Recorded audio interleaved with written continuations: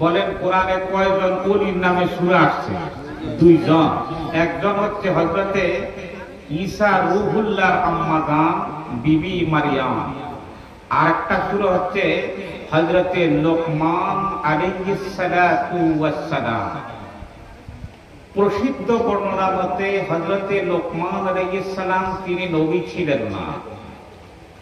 ইমাম মুজাহিদ, ইমাম সুদ্দি, তাবেঈ সাইদ ইবনে মুসাইয়িব রাদিয়াল্লাহু তাআলা আনহু প্রমুখের মতে ইন্নাহু কানা আবদান সালিহা, এই হযরতে লোকমান ছিলেন একজন প্রসিদ্ধ নেককার, পরহেজগার, মুত্তাকি, আল্লাহর ওয়ালি ছিলেন। চিৎকার দিয়ে বলেন সুবহানাল্লাহ।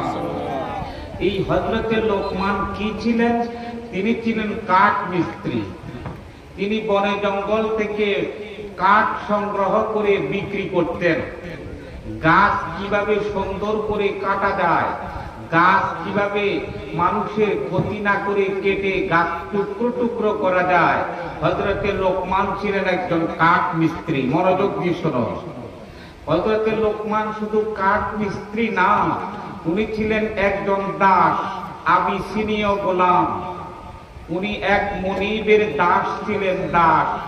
শুধু তাই নয়, শুরুতেই শুনুন, হযরতে লোকমান ছিলেন একদম খাটো আকৃতির মানুষ, নাকটা ছিল সেপ্টা, শরীরের রংটা ছিল একদমই কালো। মানুষ দূর থেকে ওনাকে পছন্দ করার মতো না। এই যে মানুষটি, এই মানুষটির কথাগুলি আল্লাহর কাছে এতটাই যে পছন্দ হয়েছে, আল্লাহ রাব্বুল আলামিন এই মানুষটির নামে একটা সূরাই কোরআনে দিয়েছেন। চিৎকার দিয়ে আল্লাহু আকবার। উনি একদিন গাছের নিচে শুয়ে আছেন। ভালো করে শোনো তাফসীর থেকে। গাছের নিচে ক্লান্ত শান্ত অবস্থায় শুয়ে আছেন। হঠাৎ করে একজন ফেরেশতা এসে বলে, আল্লাহ রাব্বুল আলামিন আপনাকে রাজত্ব দিতে চান অথবা হিকমত দিতে চান, আপনি কোনটা গ্রহণ করবেন? হযরতে লোকমান চিৎকার দিয়ে বলেন, আমি আল্লাহর পাকের হিকমতটাকে গ্রহণ করতে আমি প্রস্তুত আছি।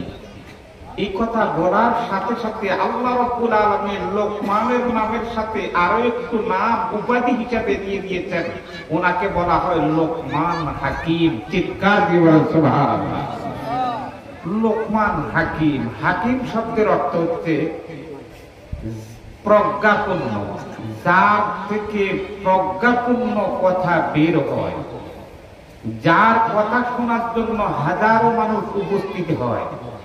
এক কথায়, যার কথায় মানুষের সকল অবস্থার সমাধান পাওয়া যায়। আরেকটা অর্থ হচ্ছে যিনি যথোপযুক্ত, যথাসময়ে, যথা পরিস্থিতিতে সেটা সমাধান করতে পারেন, ওনাকে হাকিম বলা হয়। আল্লাহ রাব্বুল আলামিন কাউকে ইলম দিয়েছেন, জ্ঞান দিয়েছেন, সবাইকে আল্লাহ হিকমত দেন না, হাকিম বানান না।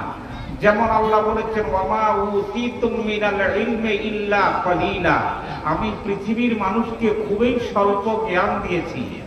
আর হাকিম সম্পর্কে আল্লাহ বলেছেন, ওয়ামা ইউতাল হিকমাতা ফাকাদ উতিয়া খায়রান কাসীরা, আমি আল্লাহ তাকে হিকমত দিয়েছি, প্রজ্ঞা দিয়েছি, তাকে আমি সবচাইতে বড় কল্যাণ দান করেছি।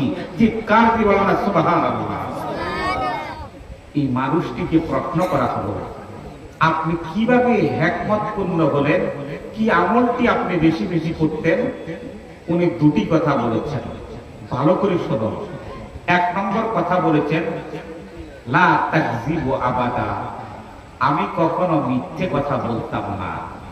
দুই নম্বর, আমানতের খেয়ানত করতাম না। আল্লাহু আকবার বলেন। মিথ্যা কথা না বলা, আমানতের খেয়ানত করা, এই দুটা না করার কারণে রব্বুল আলামিন আমাকে হিকমত দান করেছেন। এরপরে উনি ছিলেন দাস। ওনার মনিব একদিন ওনাকে পরীক্ষা করার জন্য বলতেছে, আপনি একটা বকরি বা ভেড়া জবাই করেন। জবাই করার পরে ওই বকরি বা ভেড়ার সবচাইতে উত্তম যে দুটি জিনিস আমাকে এনে দেন। তিনি জবাই করার পরে দুটি জিনিস নিলেন, একটা নিলেন জিহ্বা আর একটা নিলেন হৃৎপিণ্ড। ভালো করে যখন এই দুটি নিয়ে আসলেন, মনিব আবার বললেন, আপনি আরো দুটি জিনিস নিয়ে আসুন যেটা সবচাইতে নিকৃষ্ট। তিনি আবার গেলেন, আবার গিয়ে জিহবা এবং হৃৎপিণ্ড নিয়ে আসলেন। ওনার মনিব ওনাকে জিজ্ঞেস করলেন, আপনাকে ভালো জিনিস বললাম সেটাও আনলেন, হৃৎপিণ্ড আর কল আর জিহবা নিয়ে আসলেন, আবার খারাপ জিনিস বললেন সেটাও নিয়ে আসলেন।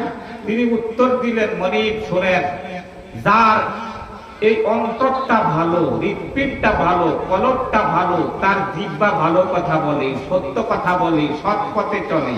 যার এই অন্তরটা খারাপ, হৃদয়টা খারাপ, সে অসত্য কথা বলে, কোরআনের বিপক্ষে কথা বলে, মিথ্যে কথা বলে, তার মানে হচ্ছে ভালো হচ্ছে হৃৎপিণ্ড আর জিহ্বা, খারাপ হচ্ছে হৃৎপিণ্ড আর জিহ্বা। চিৎকার জীবন আল্লাহু আকবার। মনিব চিন্তা করলেন, উনি সাধারণ কোন মানুষ নয়, নিশ্চিত উনি আল্লাহ পাকের একজন মাহবুব বান্দা হবেন। হযরত লোকমান আলাইহিস সালাম নিজের সন্তানকে কিছু কথা বলেছিলেন। আমরা আমাদের সন্তানকে কত রকম উপদেশ দেই, কত ধরনের কথা বলি ভালো মানুষে পরিণত করার জন্য।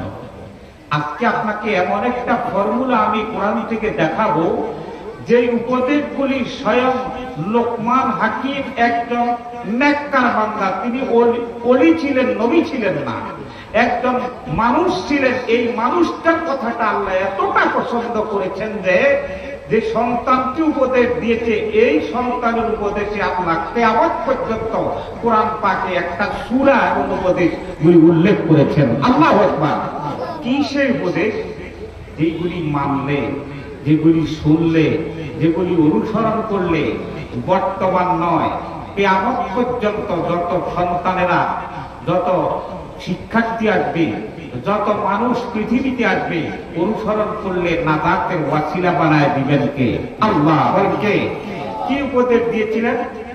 উনি সর্বপ্রথম যে উপদেশটি সন্তানের দিয়েছিলেন, আমার সাথে তেলাওয়াত করুন। বিসমিল্লাহির রহমানির রহিম। وَإِذْ قَالَ لُقْمَانُ لِابْنِهِ وَهُوَ يَعِظُهُ يَا بُنَيَّ لَا تُشْرِكْ بِاللَّهِ। আল্লাহু আকবার। জীবনে প্রতিটি মানুষ তার সন্তানকে উপদেশ দিতে প্রথম উপদেশটি কি দিবে?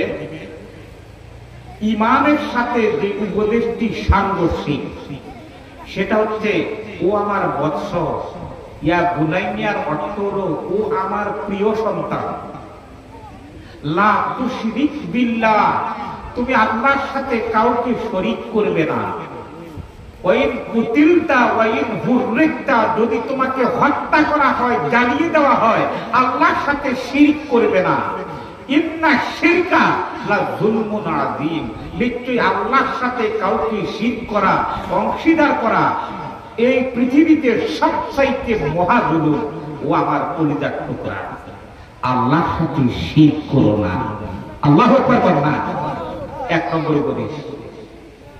দুই নম্বর উপদেশ দিলেন, ও আমার কলিজার টুকরা, মনোযোগ দিয়ে শোনো, আল্লাহর সাথে শিরক করতে যদি তোমার পিতা মাতাও তোমারে বলে, আল্লাহর সাথে শিরক করার জন্য তোমার পিতা মাতাও যদি তোমাকে নির্দেশ দেয়, ফালা তুতি'হুমা, মা বাবার কথা অনুগত করা যাবে না আল্লাহর সাথে যদি শিরক করতে বলে।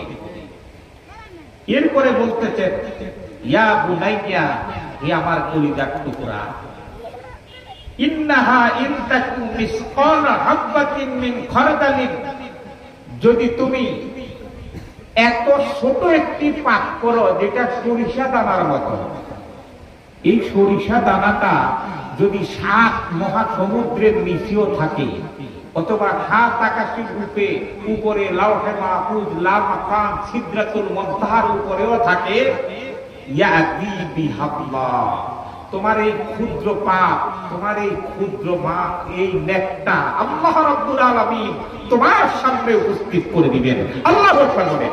তারপরে আমার কলিজার টুকরা, ছোট হোক বড় হোক, পাপ থেকে দূরে থাকো। ফামান ইয়ামাল মিসকালা যারাতিন خيرا يرى ومن يعمل مثقال ذرة شرا يرى জররা পরিমাণ পাপ যদি কেউ করে, ভালো করে শুনেন, জীবনের সাথে পয়েন্টটা মিলে যাবে। জররা পরিমাণ পাপ যদি কেউ করে সেটা দেখায় দিবেন কে? আল্লাহ। আবার কে দেখায় দিবেন? আর জররা পরিমাণ নেক যদি কেউ করে সেটাও দেখায় দিবেন আল্লাহ। তার মানে হলো, আমার কলিজার টুকরা, তুমি ছোট এবং বড় সব ধরনের গুনাহ থেকে নিজেকে হেফাজত করো। এরপরে সন্তানকে আবার উপদেশ দিচ্ছেন, ইয়া বুনাইয়া আকিমিস সালাহ, হে আমার কলিজার টুকরা, নামাজ কায়েম করো। ওয়া আমুর বিল মারুফ, সৎ কাজের আদেশ দাও। ওয়া আনহা আনিল মুনকার, অসৎ কাজ থেকে মানুষদেরকে ফিরায় রাখো। ওয়াসবির, ধৈর্য ধারণ করো। আলা মা আসাবাক, ধৈর্য ধারণ করার মতো ধৈর্য ধারণ করো যদি করতে পারো। ইন্না যালিকা মিন আযমিল উমুর, এটাই হবে সবচাইতে উত্তম এবং দৃঢ় সংকল্পের কাজ। আল্লাহু আকবার না, আল্লাহর সাথে শিরক করো না।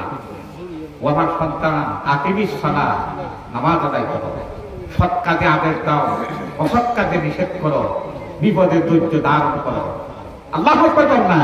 দেখছেন কত সুন্দর কথা বলতেছেন। পৃথিবীতে সবচাইতে সেরা উপদেশ দিচ্ছেন হযরত লুকমান। এরপরে বলতেছেন, ওয়ালা তুসাইর খাদ্দাকা লিন-নাসি ওয়ালা তামশি ফিল আরদি মারহা, অহংকার বশত মানুষদেরকে অবজ্ঞা করো না। অহংকার বশত মানুষদেরকে অবজ্ঞা করো না। আমরা গ্রামের মানুষ, ক্ষুদ্র একটি দলের জন্য একে অপরকে কঠিন ভাষায় ব্যবহার করি। আমরা শত্রুতা পোষণ করি, মানুষকে অবজ্ঞা করি, অবহেলা করি। আল্লাহ কোরআন স্পষ্ট বলতেছে, ওয়ালা তুসাইর খাদ্দাকা লিন-নাস, মানুষকে তুচ্ছ করে অবজ্ঞা করিও না। কারণ এই মানুষটা তুমি তৈরি করো নাই, এই মানুষের সৃষ্টিকর্তা কে? আল্লাহ। যেই ব্যক্তি মানুষকে ভালোবাসলো, তার সৃষ্টিকে ভালোবাসলো, আল্লাহকে সেই ভালোবাসলো। যেই ব্যক্তি মানুষের প্রতি দয়া করলো, স্বয়ং আল্লাহ রব্বুল আলামিন তার প্রতি দয়া করে। সুবহানাল্লাহ বলেন না? দেখেন, একটা সন্তানকে উপদেশ দিয়েছেন, যে কথাগুলি আল্লাহর এতটাই পছন্দ হয়েছে যে আল্লাহ রব্বুল আলামিন কোরআন পাকে প্রত্যেকটি কথাকে কিয়ামত পর্যন্ত অনুসরণ করার জন্য এই কোরআনে দিয়ে দিয়েছেন। ওয়ালা তামশি ফিল আরদি মারহা, ও আমার সন্তান, অহংকার বশত জমিনে হাঁটাচলা করিও না। এই জমিন তোমার নয়, এই জমিন তুমি তৈরি করো নাই। এই জমিনের স্রষ্টা একমাত্র আল্লাহ। তুমি সেখানে কথা বলার সময়, চলার সময় অহংকার নিয়ে চলবা না। যদি চলো, ইন্নাল্লাহা লা ইউহিব্বু কুল্লা মুখতালিন ফাখুর, নিশ্চয় আমার আল্লাহ অহংকারীকে ভালোবাসেন না। অহংকারীকে আল্লাহ ভালোবাসেন না। ও আমার কলিজার টুকরা, ও আমার প্রিয় সন্তান, অহংকার করো না। আল্লাহ রব্বুল আলামিন হাদিসে কুদসিতে বলেছেন, আল কিবরিয়াউ রিদাই, অহংকারটা আল্লাহর চাদর। কোন ব্যক্তি যদি অহংকার করে, দল নিয়ে, মত নিয়ে, শক্তি নিয়ে, টাকা নিয়ে, পয়সা নিয়ে, আল্লাহর চাদরটাকে সে টানাটানি করে। আর যে ব্যক্তি আল্লাহর সাথে যুদ্ধে লিপ্ত হয়, আল্লাহ তাকে জাহান্নামে নিক্ষেপ করে। আল্লাহ তুমি আমাদেরকে হেদায়েত দান করো, বলেন না আমিন। ও আমার কলিজার টুকরা, আল্লাহর সাথে শিরক করো না। এরপরে হচ্ছে তুমি যখন পৃথিবীতে চলাফেরা করবে, মধ্যম পন্থা অবলম্বন করো। জোরেও না, আস্তেও না, মিডিয়াম। ও আমার কলিজার টুকরা, মধ্যম পন্থা অবলম্বন করে পৃথিবীতে চলাফেরা করো। দেখছেন এক একটা উপদেশ কতটাই গুরুত্বপূর্ণ। এরপরে বলতেছেন, তোমার কণ্ঠস্বরকে নিম্নগামী করো। চিৎকার দিয়ে হাঁকাইয়া কথা বলিও না। মানুষকে ভয় লাগানোর জন্য বেশি বেশি ধমকাইও না। ইন্না আনকারাল আসওয়াতি লা সাউতুল হামির, সবচাইতে বেশি চিৎকার দিয়ে কথা বলে গাধায়। আল্লাহ বলেন সবচাইতে অপছন্দনীয়